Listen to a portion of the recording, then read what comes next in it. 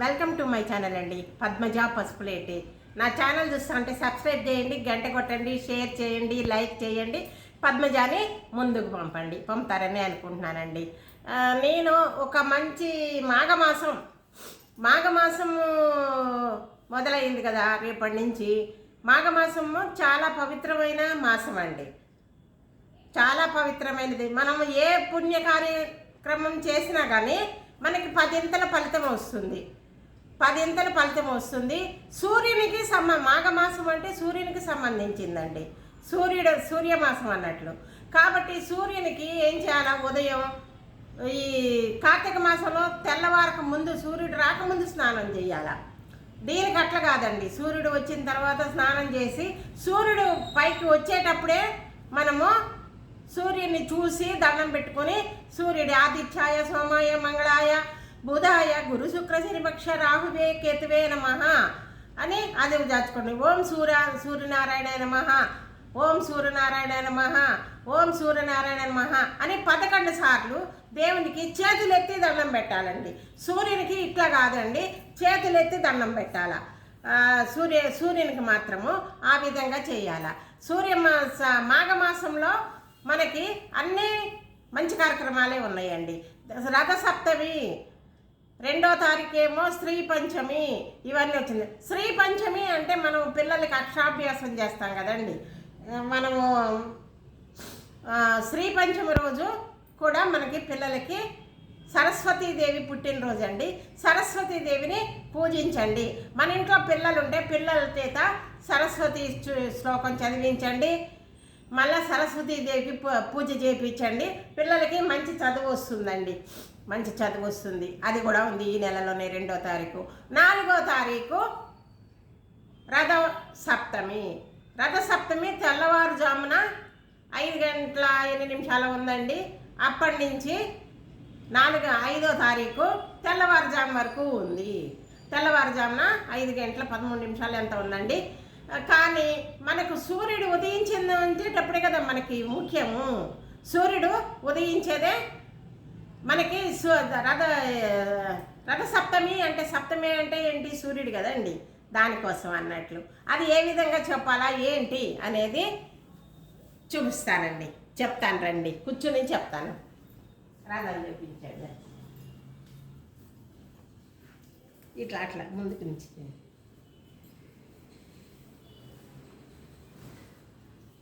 ఇది రథం అండి. రథసప్తమి అంటే రథం చూపించాలనే ఉద్దేశంతో చూపిస్తున్నానండి. దీనికి ఒక గుర్రమే ఉందండి. దేవుని సూర్య రథానికి 7 గుర్రాలు ఉంటాయండి. 7 గుర్రాలు ఉంటాయి. 2 చక్రాలు ఉండవండి, ఒక చక్రమే ఉంటుంది. 7 గుర్రాలు ఉంటాయండి సూర్యునికి. మనం రథసప్తమికి ఏమేమి చేయాలా, ఎలా చేస్తే మనకి మంచి ఫలితం దక్కుతుంది. నేను ఎప్పుడు చిన్నప్పటి నుంచి కూడా చేస్తున్నానండి. నేను తులసమ్మ దగ్గరనే చేసుకునేదాన్ని. మనకి పొయ్యి బయట పెట్టే అవకాశం లేకపోతే ఇంట్లో మనం స్టవ్ కడిగి శుభ్రం చేసుకొని, ముగ్గు పెట్టి, పసుపు కుంకుమ పెట్టి, ఆవు పాలతోటి మనము పరమాన్నం చేయాలా. ఆ పరమాన్నంలో జీడిపప్పులు, కిస్మిస్ అవన్నీ ఏం వేయకూడదండి. ఎందుకు, సూర్యునికి పళ్ళు లేవండి. అందుకోసం చాలా మెత్తగా చేయాల. చాలా మెత్తగా చేస్తే పరవాణము ఆయన గుడుకు అని మింగుతారు. అది ఎట్లా, ఏ విధంగా మనం చేసేటప్పుడు గంటితో కలపెట్టకూడదండి. కలిపేది ఇది ఉంది కదా, చెరుకు గెడ ఇంత గెడ కట్ చేయించుకుని దాంతోనే తిప్పి హాఫ్గా కట్ చేసామనుకోండి, మనం పెడతానికి కూడా బాగుంటుంది ఆకుల్లో. అది సూర్యుని రథం వేసి, ముగ్గు వేసి సూర్యుని దగ్గర రథం వేస్తాము. సూర్యుని ఎదురుగుండా తులసమ్మ దగ్గర రథం వేస్తాము. వేసి రథంలో చిక్కుడు ఆకులు పెట్టి, చిక్కుడు కాయలతోటి రథం తయారు చేసి, చేయగలిగితే వస్తే చెయ్యండి, లేకుంటే నేను చూపిస్తాను. ఆ విధంగా కూడా చేసుకోవచ్చు. రథం చేసుకొని రథము చిక్కుడుకాయలతో తయారు చేసి దాంట్లో సూర్యునికి ఏం పెడతామంటే రూపాయి బిళ్ళ పెడతామండి. 1 రూపాయి బిళ్ళ పెడితే అది సూర్యుడితో సమానము. మధ్యలో పెట్టి మనము పరమాన్నం చేసి ఆకుల్లో పెట్టి అన్నీ చేస్తాం. శుభ్రంగా రథం ముగ్గేసి అందులో రథాన్ని చిక్కుడుకాయలతో తయారు చేసి రథం పెట్టి దాని ముందు చిక్కుడు ఆకులు వేసి 7 ఆకులు, సూర్యునికి 7 గుర్రాలండి, ఏదైనా 7 అండి, 7 గుర్రాలు 7 ఆకులు వేసి మనము పరమాన్నం తయారు చేసి దాంట్లో పెట్టాలండి. పెట్టి దండం పెట్టుకోవాలి. మళ్ళీ సూర్యునికి ఇష్టమైన కలర్ ఏంటి? ఎరుపు చీర కట్టుకోండి. అందుకే చూపిస్తున్నా. ఇది కూడా ఇంతకుముందు కూడా రథసప్తమి రోజు కట్టుకున్నానండి. నా పాత వీడియోలు ఉన్నాయి రథసప్తమిది, చూడండి. రథం వేసి పెట్టి చేశాను, అది వెనక వీడియోలో ఉన్నాయండి. నేను పెట్టమంటే కూడా పెడతాను. సూర్యునికి ఎరుపు అంటే చాలా ఇష్టం అండి. ఎరుపు అంటే ఇష్టం కాబట్టి ఎరుపు చీర ధరించండి. ఎరుపు చీర ధరించండి. చూపించు. ఎర్రని పూలతో పూజ చేయండి. ఎర్రని పూలతో పూజ చేయండి. అక్షింతలు కూడా మనం ఈ అక్షింతలు కాదండి, ఎర్ర అక్షింతలు, ఎర్రని అక్షింతలతో పూజ చేయాలి సూర్యునికి. ఆ రోజు ఎరుపు అంటే అంత ఇష్టం అన్నట్లు.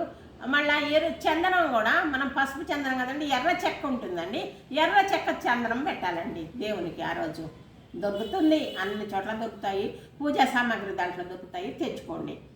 డబ్బాలు కూడా దొరుకుతున్నాయండి ఇప్పుడు, అది అయినా తెచ్చి పెట్టుకోండి. ఈ ఎర్ర పూలతోటి దేవునికి సూర్యునికి అలంకరించుకోండి. ఈ విధంగా చూపించండి, బాగుంటుంది. పూలు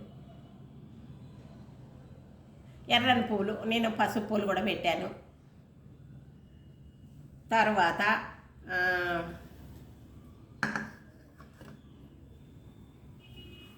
మనం పరమాన్నం చేసేది కూడా చెప్పాను కదండి నేను. ఏమని, మనం సూర్యునికి వండాలంటే బయట వండాలా. పిడకలు మనం సంక్రాంతికి గొబ్బెమ్మలు పెడతాం కదండి, ఆ గొబ్బె పిడకల్ని కొట్టి పిడకలుగా చేసి ఉంచుతాంగా, అవి 4 ఉంచుతామండి. 4 ఉంచి రథసప్తమికి ఆ పిడకలు పేర్చి ఇత్తడి గిన్నెలో మనం పరమాన్నం పెడతామండి. ఒకసారి చూపించండి. ఇత్తడి గిన్నె అద్దాం, మర్చిపోయాను. ఈ విధంగా రథాన్ని అలంకరించుకోవాలండి. నేను మా ఇంట్లో రథం ఉంది, ఆ రథం తీసి చూపిస్తున్నానండి.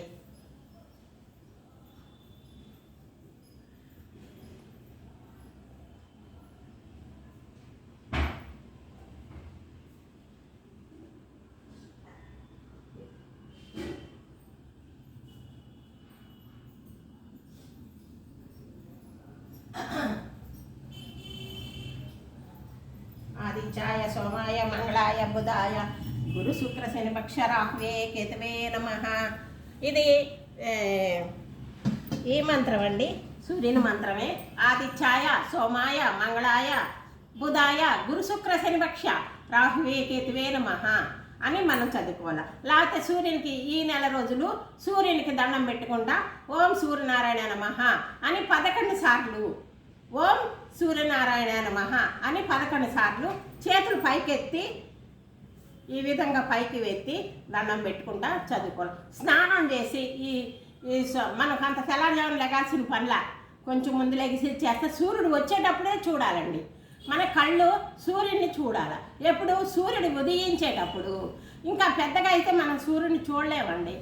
కాబట్టి సూర్యుడు ఉదయించేటప్పుడు మనం సూర్యుడిని చూస్తే తీక్షణంగా ఉండదు, చూడగలుగుతాము. కంటికి కూడా ఏ జబ్బులున్నా పోతాయి. మళ్ళీ సూర్యరశ్మి వల్ల మనకు అన్నీ ఆరోగ్యంగా ఉంటుందండి. మనం చిన్నపిల్లలు మన ఇంట్లో పిల్లలు పుట్టినప్పుడు మన ఇంట్లో ఇదివరకు ఉమ్మడి కుటుంబాలు ఉండేవి, పెద్దవాళ్ళు అందరూ ఉండేవాళ్ళు. పెద్దవాళ్ళు ఏం చేశారు, ఆ చిన్న పిల్లల్ని ఎత్తుకుని వెళ్ళి సూర్యుని ముందు కూర్చునేవాళ్ళు.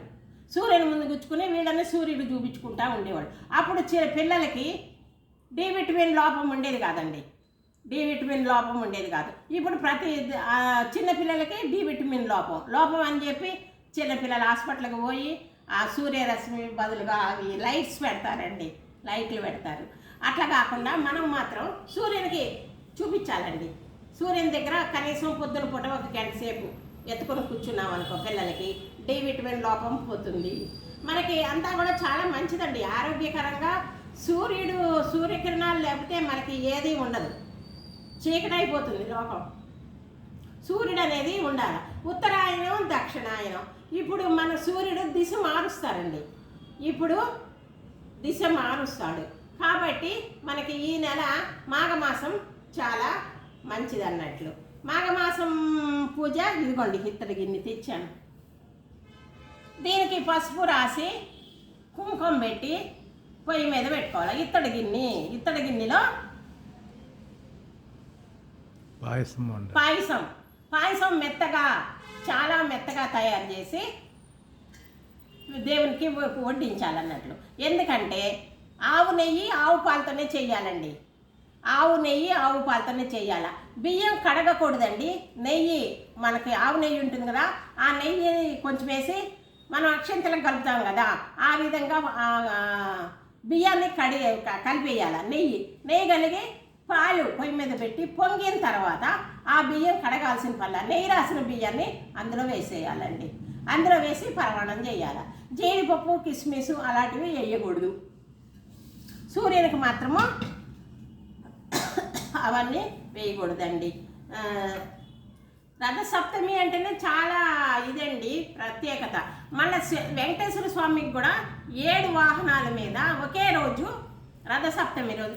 మనం మామూలుగా బ్రహ్మోత్సవాలకు వెళ్ళలేని వాళ్ళు రథసప్తమికి వెళితే ఉదయం నుంచి సాయంత్రం వరకు 7 వాహనాల్లో మనకి వెంకటేశ్వర స్వామిని మాడవీధిలో తిప్పుతారండి. మనం అక్కడ కూర్చుంటే అన్ని వాహనాలు చూసినట్లు అవుతుందండి. ఈ రథసప్తమికి అంత ప్రత్యేకత ఉంది. మళ్ళీ రథం ముగ్గు వేసుకోవాలండి. ఇంటి ముందు రథం ముగ్గు వేసి అందులో పసుపు కుంకుమ వేసి మనం రథసప్తమి రోజు చేసుకోవాలి. ఇంటి ముందు ఆ ముగ్గు వేసుకోవాలి, రథం ముగ్గు వేసుకోవాలండి. ఇంకా చాలా ఉన్నాయండి, చెప్పాలంటే చాలా ఉన్నాయి. అవి మనకు ఒక్కోసారి గుర్తు రావు.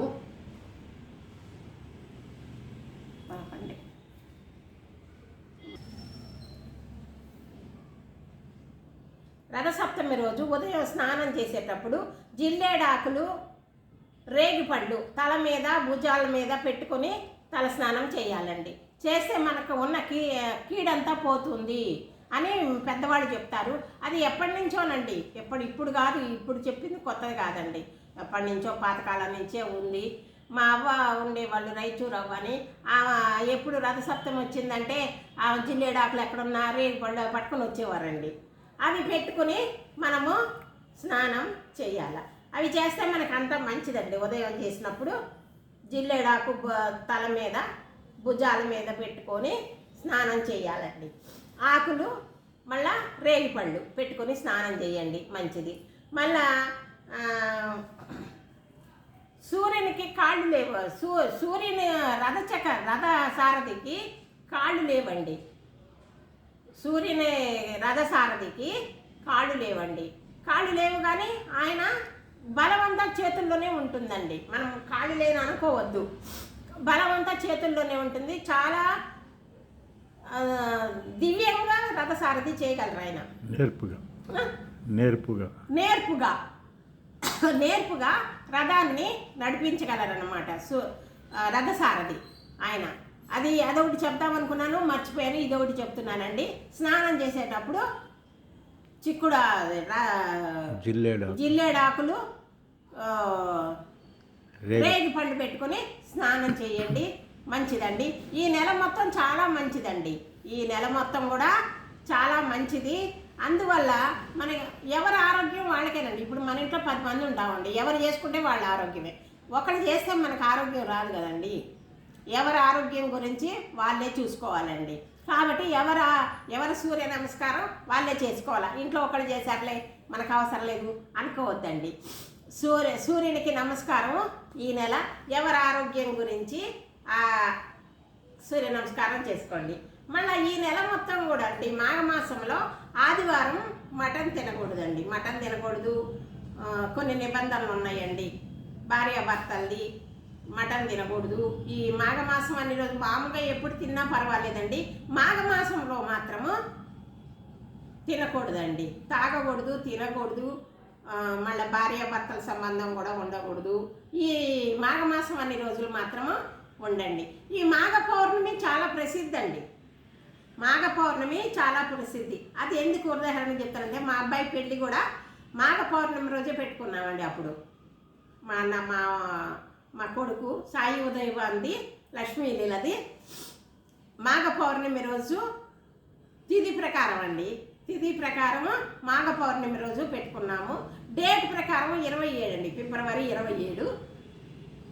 ఇది మాత్రం తిథి మాఘ పౌర్ణమి అంటేనే మా అబ్బాయి మ్యారేజ్ డే అండి, అది గుర్తుగా చెప్తున్నాను. 2వ తారీఖు శ్రీ పంచమి కూడా వచ్చిందండి. శ్రీ పంచమి కూడా పిల్లలు ఉన్నవాళ్ళు చేసుకోండి, పిల్లలు ఉన్నవాళ్ళు పెద్దవాళ్ళు కూడా చేసుకోవచ్చు. ఇవన్నీ ముత్తైదులు చేసుకుంటే చాలా బాగుంటుంది. ముత్తైదుతనం చాలా కలకాలం ఉంటుంది, చాలా సంతోషంగా ఉంటుంది. పూలు కూడా ఎర్ర పూలు పెట్టుకోండి, ఎర్ర పూలు, ఎర్ర చీర కట్టుకోండి. ఎర్ర గాజులు కూడా మంచిదండి. ఎర్ర గాజులు వేసుకుంటే 7 కాలాల పాటు పసుపు కుంకుమ ఉంటుందని చెప్తారు. అందుకని ఆ రోజు మాత్రం ఎర్ర గాజులు, పచ్చది 10 కాలాలు ఉంటుందంటారు, ఎరుపు 7 కాలాలు ఉంటుందంటారు. నేను రథసప్తమి మాత్రం ఎర్రగాజు, నాకు ఎరుపే ఇష్టం అండి, ఎరుపు గాజులే వేసుకుంటానండి. తర్వాత మనకి మాఘమాసంలో వచ్చే మంచి రోజులు అవి ఏంటి? మాఘమాసంలో వచ్చేది వసంత పంచమి అండి. 2వ తారీఖు వసంత పంచమి. వసంత పంచమి అంటే సరస్వతీదేవికి మనం అక్షరాభ్యాసం చేస్తాము, అన్నీ చేస్తాం. మూలా నక్షత్రం రోజు కుదరకపోతే దసరా అప్పుడు ఈ వసంత పంచమికి చేసుకోండి. వసంత పంచమి చాలా మంచిది అన్నట్లు. తర్వాత 4వ తారీఖు రథసప్తమి గురించి చెప్పాను కదా. మనకి తిరుపతి వెళితే కూడా చాలా మనకి వాహనాలన్నీ 7 వాహనాలు చూడొచ్చండి. సూర్యుడికి 7 కనుక 7 వాహనాలు చూడొచ్చండి. తర్వాత 5వ తారీఖు భీష్మాష్టమి. తర్వాత 8వ తారీఖు భీష్మ ఏకాదశి అండి. భీష్మ ఏకాదశి చాలా మంచి రోజులు ఉన్నాయండి ఇవన్నీ కూడా. ఇవి అందుకని చెప్తున్నానండి. 16వ తారీఖు సంకటహర చతుర్దశి. అది కూడా మాఘమాసంలో అన్ని నెలలకి కూడా సంకటహర చతుర్దశి వస్తుంది. కానీ మాఘమాసంలో కొంచెం ప్రత్యేకత ఉంటుందండి వినాయకునికి. అది పిల్లల్ని కూడా తీసుకువెళ్ళి చేయించుకోండి, వినాయకుని గుడిలో చేస్తారు అది అన్నట్లు. తరువాత 26వ తారీఖు మాస శివరాత్రి. సంవత్సరానికి ఒక మహాశివరాత్రి సంవత్సరానికి ఒక్కరోజే వస్తుంది. ఆ రోజు చాలా ప్రత్యేకత ఉంటుంది, అది బాగా చేసుకోవాలా. తర్వాత మనకు నెల కూడా మాస శివరాత్రి వస్తాయండి. నెల కూడా మాస శివరాత్రి అనేది వస్తానే ఉంటుంది. ఆ రోజు చేసుకోవచ్చు. మాస శివరాత్రికి కూడా మనం శివాలయానికి వెళ్ళి చేసుకోవచ్చు. మనకి శివుని ఆజ్ఞ ఉంటే మనం తప్పకుండా వెళ్తాం గుడికి వెళ్ళి అన్నీ చేసుకుంటామండి. ఇవన్నీ కూడా మాఘమాసంలో వచ్చేవి. మాఘమాస ప్రత్యేకతలు ఇవి. రథసప్తమి ఈ విధంగా చేసుకోవాలా. మనము చెప్పాను కదా, ఇవన్నీ కూడా చెప్పాను. అదే విధంగా ఉదయం లేచి స్నానం చేసి దేవుని దండం పెట్టుకొని సూర్యునికి ఎదురుగుంటా మనం పరవాణం చేసి అట్లా చేయగలిగితే చేయొచ్చు. లేకపోతే పొయ్యి మీద చేసి తీసుకెళ్ళి తులసమ్మ దగ్గర రథం ముక్కేసి రథంతో చిక్కుడుకాయలతో రథం తయారు చేసి పెట్టి మధ్యలో 1 రూపాయి కాయ పెట్టాలి. అదేంటి? సూర్యుడు అన్నట్లు, సూర్యుడు అది పెట్టండి. ఆ విధంగా చేసుకోండి. మనకి సూర్యుని గుళ్ళు కూడా ఎక్కువ ఉండవండి, సూర్యుని దేవాలయాలు ఎక్కువ ఉండవు. ఇక్కడ మాకు అమరావతిలో ఉందండి. ఎక్కడ శివునికి ఎదురుగుంటా మెట్లు ఎక్కంగానే ఉంటుందండి. మెట్లు ఎక్కంగానే ఎడం చేతి వైపు పైన ఉంటుంది, చిన్న అంత గుడి ఉంటుంది అన్నట్లు. ఇక్కడ ఒకటి ఉంది, మన కాళేశ్వరంలో ఉంటుందండి సూర్యుని గుడి. మనం కావాలంటే అక్కడికి ఎప్పుడన్నా వెళ్ళినప్పుడు చూసి దండం పెట్టుకుని కొబ్బరికాయ కొట్టుకోండి, దీపం పెట్టిరండి. సూర్యునికి ప్రత్యక్ష దైవం అండి సూర్యుడు.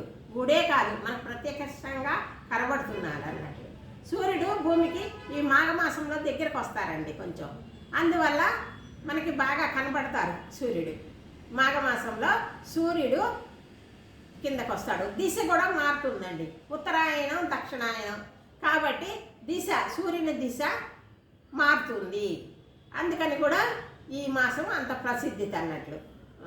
ఇదేనండి నా వీడియో చూస్తుంటే సబ్స్క్రైబ్ చేయండి, గంట కొట్టండి, షేర్ చేయండి, లైక్ చేయండి, పద్మజని ముందుకు పంపుతారని అనుకుంటున్నానండి.